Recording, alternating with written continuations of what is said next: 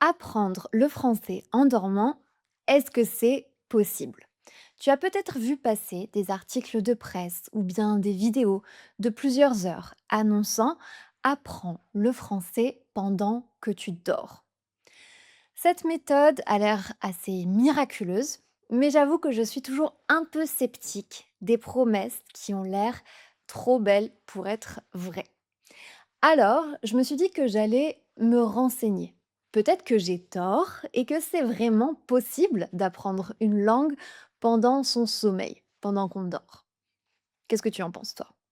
Salut, salut, salut et bienvenue dans un nouvel épisode de French Mornings, le podcast.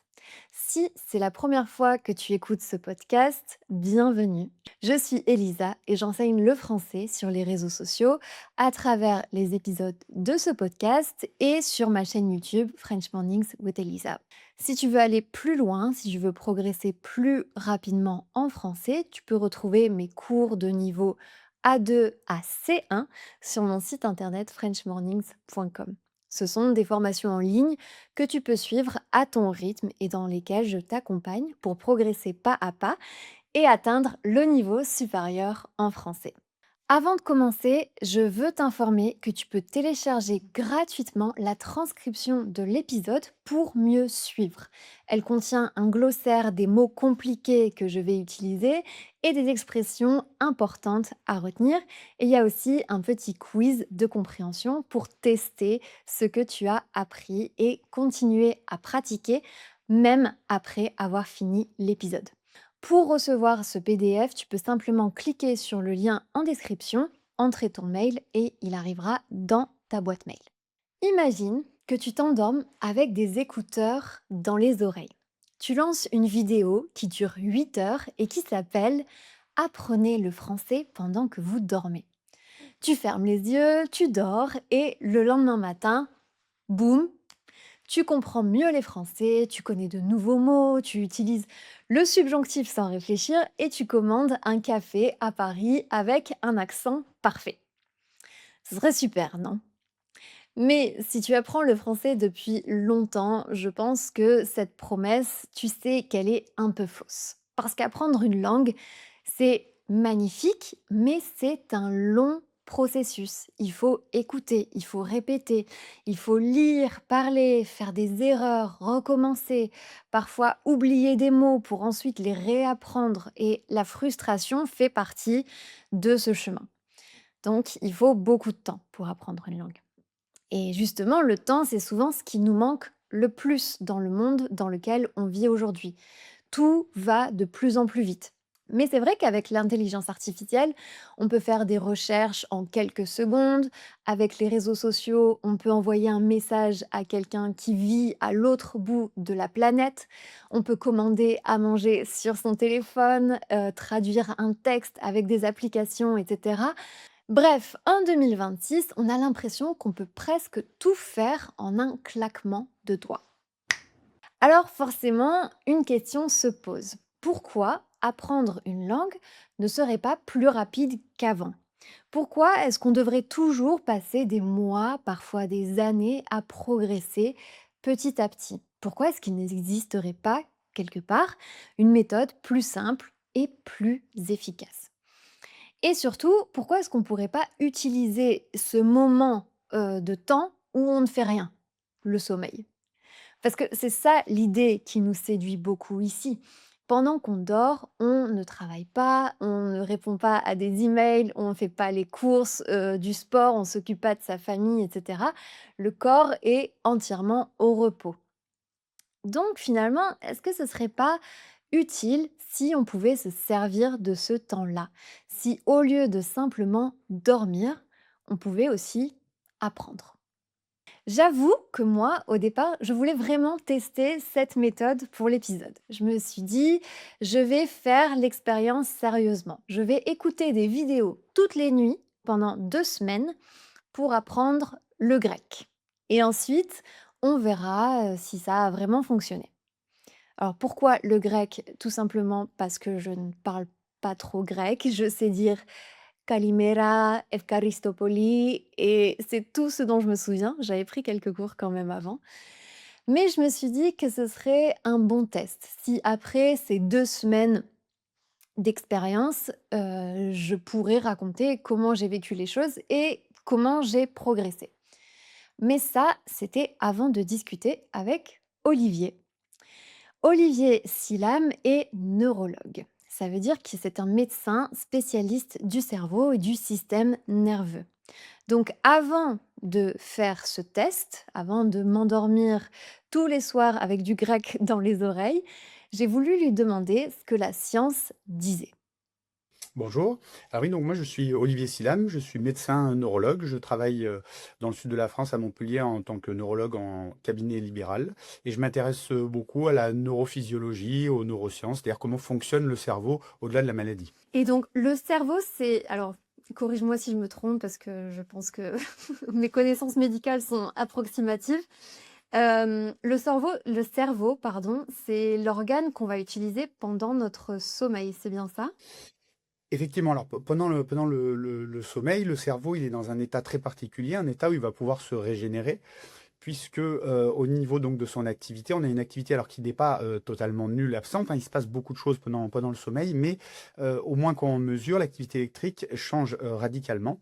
Et ça va être ce changement d'état, ce changement d'activité qui va lui permettre de se régénérer de niveau de l'énergétique, au niveau de ses synapses, c'est-à-dire la connexion entre les neurones. Eh bien, ça va être pendant le sommeil que ça va un petit peu se réparer, comme une voiture quand elle va, par exemple en Formule 1 dans les stands. Eh ben, c'est à ce moment-là où il y a tout est réparé et notamment il va y avoir l'évacuation des déchets toxiques également qui se passe pendant le sommeil. C'est aussi pendant le sommeil, notamment le sommeil profond, que on va pouvoir consolider ce qu'on a appris, donc la mémorisation. D'accord, donc c'est aussi pour ça que souvent on conseille de, réviser, par exemple quand on a des examens et cetera, on conseille de réviser avant d'aller se coucher. Effectivement, hein, empiriquement, hein, on a souvent rencontré ça, qu'on nous conseille juste avant de dormir. Et c'est vrai que le sommeil profond et le sommeil qu'on appelle paradoxal, les deux, ça va être des étapes cruciales pour la mémorisation et surtout pour ce qu'on appelle la consolidation, c'est-à-dire que une information qui va être apprise, qu'elle soit intégrée de façon durable dans notre cerveau. En ce qui concerne l'hypnose, est-ce que tu peux expliquer un petit peu comment ça fonctionne? Ouais. Alors voilà, il se trouve que c'est vrai que j'ai fait le diplôme universitaire d'hypnose médicale. Je le pratique un petit peu au cabinet. Alors l'hypnose, c'est assez complexe puisque il y a différents types d'hypnose en fonction de ce qu'on fait. Et on sait que quand on mesure des activités cérébrales en hypnose, eh bien, il n'y a pas une activité typique de l'état hypnotique. Ça va dépendre de ce qu'on fait. Donc si on fait une transe hypnotique en étant très actif, on va avoir des zones d'activité cérébrale élevées. Si au contraire, on utilise l'hypnose pour se détendre, on va être totalement détendu. Donc en fait, Pardon, il va y avoir excuse-moi de te des couper. hypnoses. Qu'est-ce que c'est le transhypnotique? Ah non, une transe, Ah, c'est-à-dire une un. transhypnotique. D'accord, Ouais, je pardon. pensais Une quelque chose transe. de pluriel. Non, Ah d'accord. non, une transe ou un état OK. d'hypnose. Mmh. Donc c'est vrai que ça va beaucoup dépendre en fait de ce qu'on fait pendant l'hypnose. L'hypnose, ça fait partie de ce qu'on appelle les états modifiés de conscience, hein. Donc comme on a l'éveil, on a le sommeil, et encore dans le sommeil, on a différents états modifiés. On peut avoir aussi le coma, hein, qui en est un, sous certaines drogues anesthésiantes ou autres, hein, donc des états de conscience différents. Donc en fait, l'hypnose ça peut nous mettre dans un état qui va être parfois un peu plus réceptif à l'apprentissage, mais pour l'instant, c'est pas aussi simple que ça parce que ça va dépendre du protocole. Donc, pour résumer cette première partie de l'interview, tu as compris que notre cerveau, c'est l'organe qui est responsable de notre état de conscience. La conscience, pour simplifier, c'est notre manière d'être présent au monde. Quand on est réveillé, quand on écoute les autres, quand on parle, on est dans un état d'éveil. Et c'est l'état dans lequel on peut apprendre volontairement, avec conscience. Mais il existe aussi d'autres états. Il y a le sommeil, quand on dort, et il y a aussi des états modifiés de conscience comme l'hypnose, la transe ou bien certains états de relaxation très profonde. Et c'est intéressant parce que quand on parle d'apprendre en dormant, on mélange souvent plusieurs choses. Le sommeil, l'inconscient, l'hypnose, la mémoire, mais ce ne sont pas exactement les mêmes phénomènes. L'hypnose, par exemple, ce n'est pas du sommeil, c'est un autre état modifié de conscience. Une personne hypnotisée n'est pas endormie. Elle peut être très détendue, parfois dans une sorte de transe, mais le cerveau ne va pas fonctionner comme il fonctionne pendant le sommeil. Alors que le sommeil, lui, a un rôle différent. Pendant la nuit, le cerveau ne s'éteint pas. Ce serait très très grave s'il faisait ça. Il continue à travailler, mais il ne va pas travailler comme il le fait pendant la journée. Il ne va pas apprendre une nouvelle langue de manière consciente, comme quand tu lis un livre en français ou bien comme quand tu écoutes les épisodes de mon podcast. Pendant le sommeil, le cerveau va trier, organiser et renforcer, mémoriser certaines informations. C'est ce qu'on appelle la consolidation de la mémoire. Consolider, ça veut dire rendre plus solide. Donc, quand on apprend quelque chose pendant la journée, un mot, une expression, le cerveau peut renforcer cette information, solidifier cette information dans la mémoire pendant la nuit. Donc, apprendre une langue, ça ne se joue pas uniquement pendant le moment où on étudie. C'est aussi tout ce qui se passe après, le repos, la répétition, le sommeil, le moment où le cerveau va renforcer ses apprentissages. Donc finalement, ces vidéos qui durent 8 heures qu'on est censé écouter pendant qu'on dort, est-ce qui est-ce qu'elles ne serviraient peut-être pas quand même à quelque chose? Est-ce qu'il n'y aurait pas une petite utilité derrière? C'est ce que j'ai demandé à Olivier. Et justement, est-ce qu'on peut vraiment apprendre des choses en dormant? Ou en étant peut-être sous un Alors, état d'hypnose? voilà, mais c'est un petit Mmh. peu. En fait, donc, que l'état d'hypnose, s'il nous met dans un état justement de relaxation et finalement où on est plus centré en nous-mêmes, donc finalement on reste conscient, là ça peut éventuellement être intéressant, notamment pour les personnes qui vont avoir tendance à être un petit peu dispersées, hyperactives. Donc là, l'état d'hypnose peut les canaliser à part une suggestion, par une focalisation. Et donc finalement, on est part plus sur une technique de concentration qu'autre chose. Après, sur le sommeil, il y a eu des études dessus en fait qui se sont intéressées à ce qu'on peut apprendre carrément en dormant. Alors d'une façon schématique, apprendre de nouvelles choses en dormant, non. Ou c'est très limité, mais on peut pas dormir et on met un podcast et le lendemain on a appris une nouvelle habilité. Non, ça c'est pas possible. Par contre, il y a quand même des études qui montrent que on peut consolider ce qu'on a appris, notamment dans la journée. Alors ça, c'est assez expérimental. En fait, c'est que, notamment pour les langues étrangères, si on apprend donc un nouveau mot qu'on voit par écrit et que en plus il y a le son qui va avec, si jamais pendant le sommeil, à un certain moment du cycle, hein, donc il faut que ça soit un certain type de sommeil lent, mais c'est bien d'avoir l'enregistrement au niveau du sommeil pour le faire pile au bon moment, et bah, que pendant le sommeil, on redonne le mot en question, et ben c'est possible qu'on ait une amélioration de la consolidation, c'est-à-dire qu'on s'en souvienne mieux le lendemain. D'accord, donc ça Donc, ça serait en écoutant un enregistrement, mais il faudrait que le timing de cet enregistrement corresponde au cycle de sommeil, si je comprends exactement. bien? Ouais. Donc, c'est ça. Donc déjà, c'est des mots qu'on a déjà appris la journée. Et en fait, ça va nous permettre ce qu'on appelle la réactivation. Donc d'ailleurs, ça s'appelle, c'est le TMR en anglais, un Targeting Memory, euh, le R, reactivation, pardon, et en français, réactivation ciblée de la mémoire. Et donc, ça va être ça, c'est-à-dire reprendre des mots, les réactiver pour finalement les réciter un petit peu. Sauf que là, on peut éventuellement pendant le sommeil. Mais c'est des études vraiment qui ont été faites où les patients sont enregistrés, hein. Donc, en fait, on sait exactement à quel stade de sommeil ils sont. Et si on envoie ce mot, hein, donc oralement, hein, en forme de son, parce que pendant le sommeil, il y a que les sons en fait qui peuvent parvenir facilement à nous.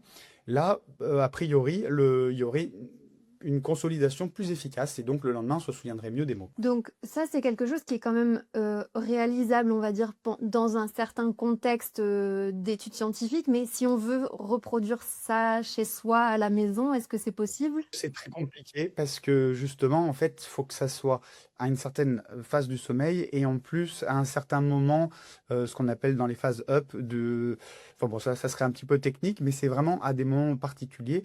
Euh, alors après, est-ce qu'on pourrait faire des techniques où justement on nous récite les mots et il y en a peut-être un de temps en temps qui tombe? Bon, hein, peut-être que ça pourrait fonctionner, mais en tout cas, pour avoir l'efficacité, il faut une synchronisation assez précise, quoi. Mmh. Donc Et avoir assez de sommeil paradoxal, hein, parce que donc le sommeil profond est nécessaire à la consolidation de la mémoire, mais aussi le sommeil paradoxal, hein, le sommeil où il y a volontiers les rêves, qui c'est à peu près un quart de notre sommeil.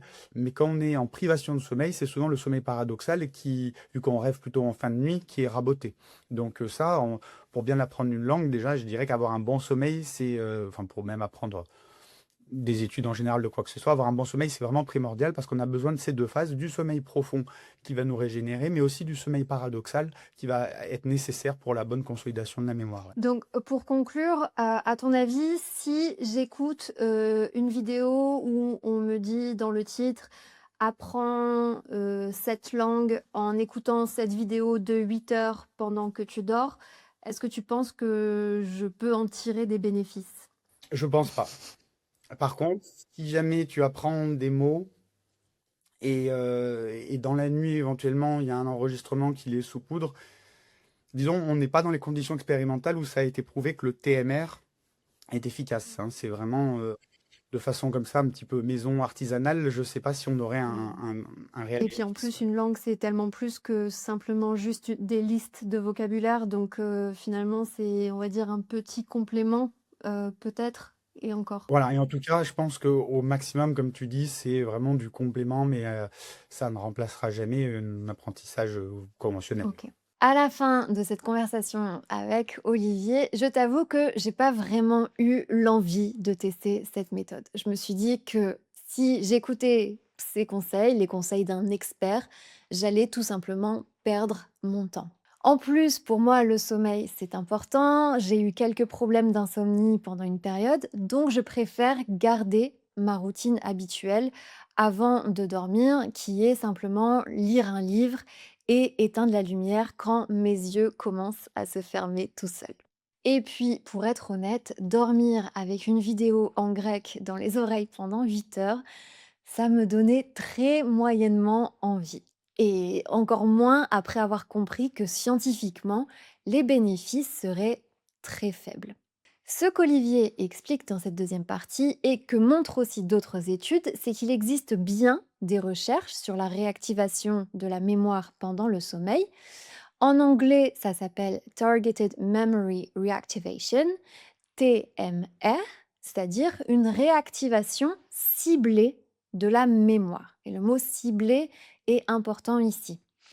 L'idée est assez simple. Une personne va apprendre quelque chose pendant la journée, par exemple une liste de mots de vocabulaire, et ensuite, pendant certaines phases précises du sommeil, les chercheurs vont diffuser des sons ou des indices associés à ce qui a été appris dans la journée. Donc les mots de vocabulaire que la personne connaît déjà. Dans certains cas, ça peut effectivement aider à renforcer la mémorisation. Mais il y a donc deux détails essentiels. Le premier, c'est que la personne sur laquelle on fait cette expérience a déjà appris le contenu avant de dormir. On ne va pas simplement lui diffuser des mots nouveaux pendant la nuit en espérant qu'elle se réveille et les connaisse. Le sommeil va renforcer, solidifier l'apprentissage qui a déjà commencé pendant la journée. Et le deuxième détail, c'est que ces expériences sont très contrôlées. Les chercheurs peuvent mesurer le sommeil, repérer certaines phases, diffuser les sons au bon moment, vérifier que la stimulation ne réveille pas la personne et mesurer les résultats avec des outils très spécifiques. Et c'est pas du tout les mêmes conditions que simplement être dans son lit et écouter une vidéo YouTube au hasard. Donc, non, effectivement, il y a peu de chances pour qu'on progresse en français simplement parce que tu l'écoutes pendant ton sommeil.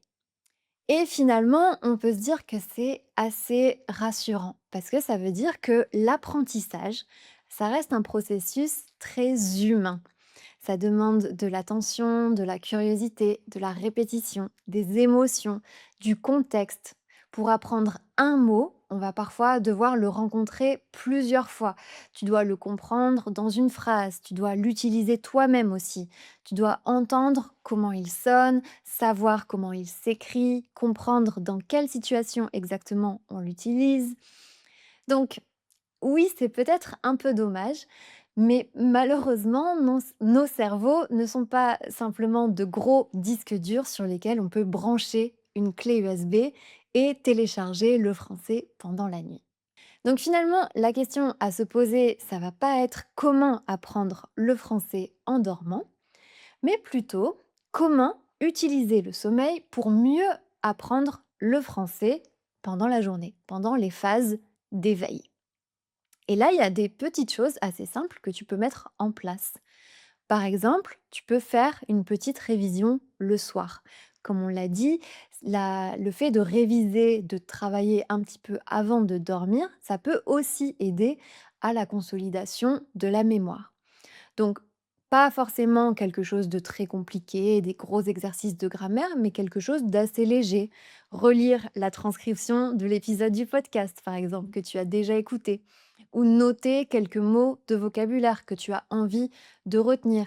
Peut-être écouter un passage de quelque chose en français et essayer de répéter ce qui a été dit. Et ensuite, le cerveau va continuer à travailler pendant la nuit.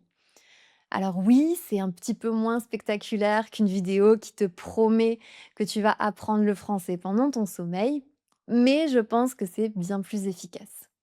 Et Olivier l'a répété, le sommeil, c'est très important. Et il a évoqué l'importance du sommeil paradoxal. Il a dit que si on n'avait pas assez de sommeil paradoxal, ça pouvait rendre l'apprentissage plus difficile.